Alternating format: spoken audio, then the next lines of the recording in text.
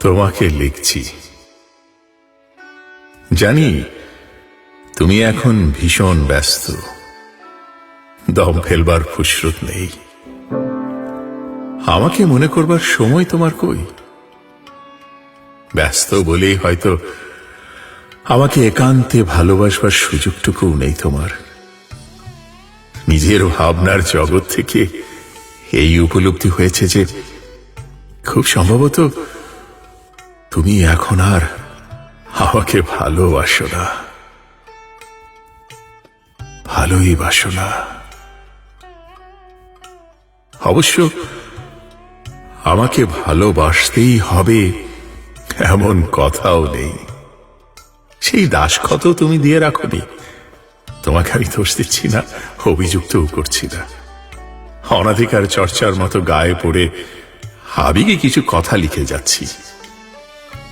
আমি জানি তুমি যখন আমার লেখা প্রতিটি শব্দ পড়বে, হয়তো তোমার সময় নষ্ট হচ্ছে বিধায় কিছুটা বিরক্ত হতে পারো।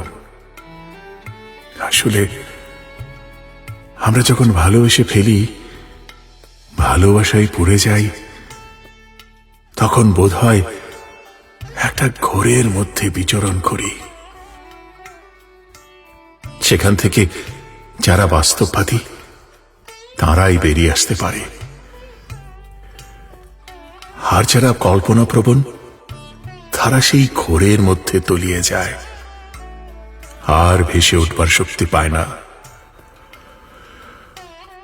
আমি তলিয়ে যাওয়া সেই দলের একজন। এই অসময়ে হঠাৎ তোমাকে কথাগুলো বলবার ইচ্ছে হলো কেন যেন। তলিয়ে যাওয়া আমাকে টেনে তুলবার কোনো বায়না নিয়ে আসিনি আমি।